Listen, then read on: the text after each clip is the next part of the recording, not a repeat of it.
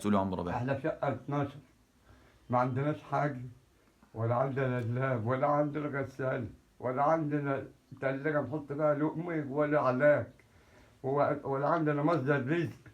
احنا ما حلتناش حاجة، وقاعد في دي الشقة مساكن ام العيله مساكن ام في العيلة، العسكور.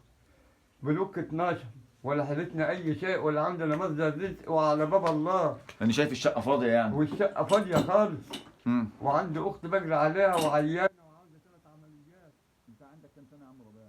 عندي بتاع 77 سنة. 77 سنه. اتجوزت؟ لا، لسه ما اتجوزتش. ما اتجوزتش. طب وليك اخ تاني ولا مالهيش؟ ليا أخ تاني، مين؟ عصام. برضه متجوز ولا مش ما متجوز؟ هوش متجوز، عنده كام سنه؟ عنده بتاع 60 أو برضه؟ 65.